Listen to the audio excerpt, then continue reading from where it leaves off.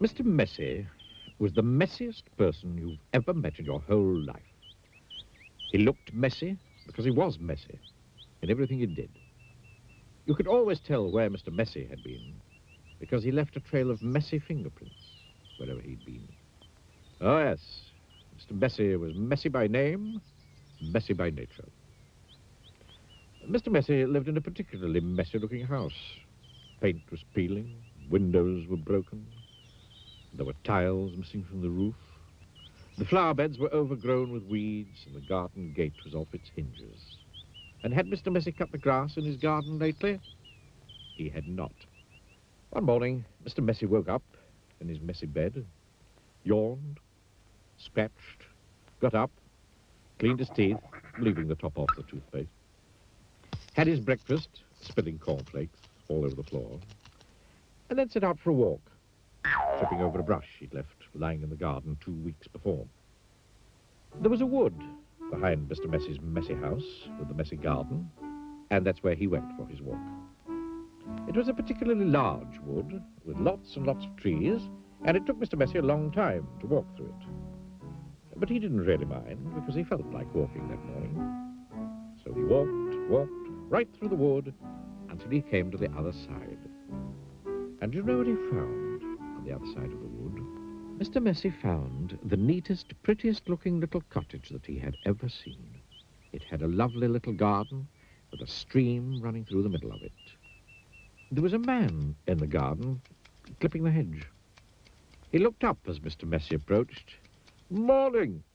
I'm Mr. Messy," said Mr. Messy. "I can see that," replied the man, looking up and down. "I'm Mr. Tidy." "And I'm Mr. Neat," said another man, peering out of the house. "Tidy and neat," said Mr. Tidy. "Neat and tidy," said Mr. Neat. We're in business together," explained Mr. Tidy. "The people who own this house have asked us to do some work for them." "What sort of work?" asked Mr. Messy. "Oh, we make things nice and neat," said Mr. Neat. "Tidy things up," added Mr. Tidy. Perhaps we could come along and do some work for you," said Mr. Neat, looking at Mr. Messy, who was looking even messier than usual that particular morning. "But I know one thing is neat and tidy," said Mr. Messy, looking downright miserable at the thought of it. "Nonsense," said Mr. Tidy. "Fiddlesticks," said Mr. Neat. "But," said Mr. Messy. "Come along," said Mr. Neat. "Off we go," said Mr. Tidy. But, said Mr. Messy. "But nothing," said Mr. Neat. And bundling him into their van, which was parked behind the house, off they went to Mr. Messy's house on the other side of the wood. "Good heavens," said Mr. Neat, when he saw where Mr. Messy lived. "Good gracious me," added Mr. Tidy. "This is the messiest house I've ever seen in all my born days," they both said together at the same time. "Better do something about it," said Mr. Neat. And before Mr. Messy could open his mouth, the two of them were rushing here and there about Mr. Messy's house. Mr. Neat hoed and mowed and pruned and snipped and clipped and cleared and dug and made the garden look neater than it had ever looked before. Mr. Tidy cleaned and primed and rubbed and painted and mended and made the house of Mr. Messy look tidier than it had ever looked before. Then they both went inside the house. "Good heavens," said Mr. Neat for the second time that morning. "Good gracious," said Mr. Tidy for the second time that morning. And then they set about cleaning the house from top to bottom. They brushed and swept and polished and scrubbed and made the inside of the house look neater and tidier than it had ever looked before. "There we are," said Mr. Tidy. "All finished," said Mr. Neat. "Tidy and neat," said Mr. Tidy. "Neat and tidy," said Mr. Neat. Mr. Messy just didn't know what to say. Then they both looked at Mr. Messy. "Are you thinking what I'm thinking?"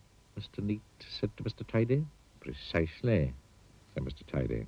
What we're both thinking, boy," they said together to Mr. Messy, "is that Now the house is so neat and tidy. You are much too messy to live in it. But, said Mr. Messy. But whatever Mr. Messy said was no use, and Mr. Neat and Mr. Tidy whisked him off to the bathroom upstairs. It had been the messiest room in the house, but now, of course, it was as bright as a new pin. Then Mr. Neat got hold of one of Mr. Messy's arms, and Mr. Tidy got hold of the other arm, and they picked him up and put him straight into the bath. Mr. Messy wasn't used to having baths.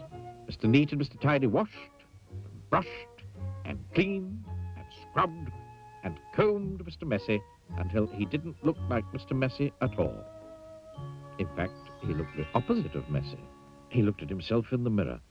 You know what I'm going to have to do now, he said in a rather fierce voice. Mr. Neat and Mr. Tidy looked worried. What are you going to have to do? They asked Mr. Messy. I'm going to have to change my name, said Mr. Messy. And he chuckled. And Mr. Neat and Mr. Tidy chuckled.